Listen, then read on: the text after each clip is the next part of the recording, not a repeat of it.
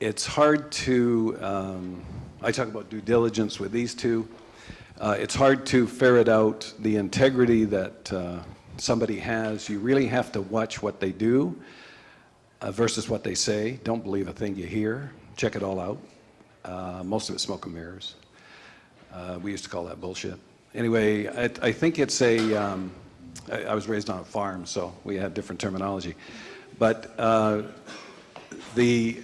I think get to know a person, get to check them out, find out what they've done, talk to people in the community who know them over time, seeing how they operate under stress. Watching how a person operates under stress is the best way to find out whether they got any character. If they don't have any character, you're in a losing deal. So that's number one. Yeah. What sort of major hurdles did you face when developing Club Cascadas down in Cabo San Lucas? This guy's way ahead. Scott, right?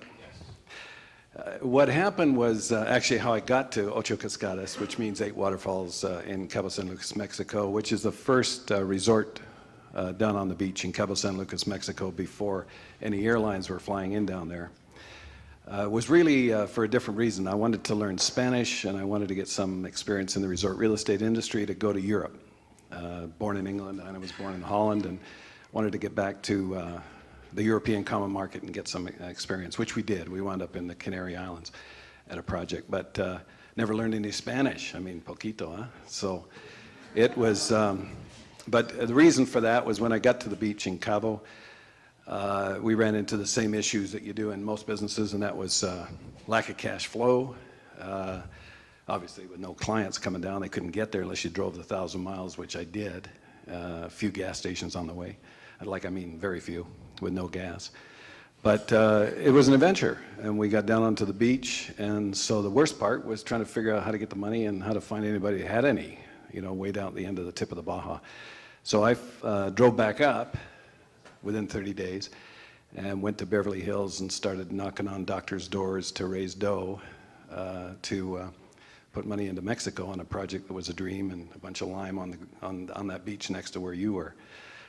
Scott was down at Playa Grande and some, by the way, in those days, Don Luis, senior Bullness, who Scott worked for, tried to get me deported and nearly succeeded. Bullness and Parr and Coppola's were really the three, you know, the Finisterre, yeah, really are. And they said the kind of resort real estate that we were trying to do would ruin Cabo. And if anybody, has anybody here been to Cabo San Lucas lately? Yeah, okay. Well, you know that we were instrumental in ruining that 20 miles of beach.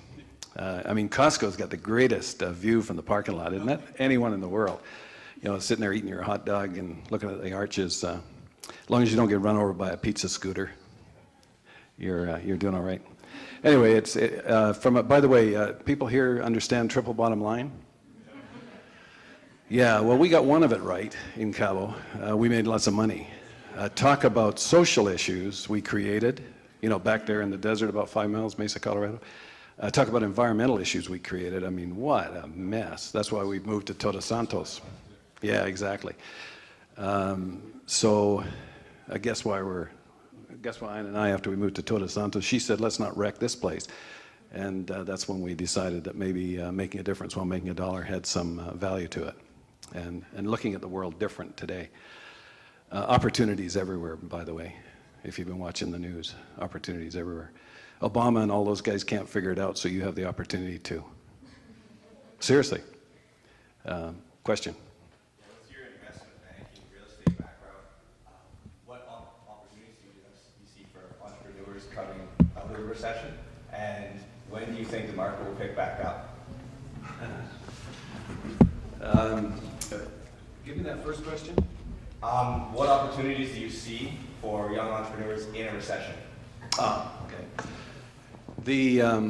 What I'm doing right now is financial reorganizations. They're everywhere. So for entrepreneurs today, first of all,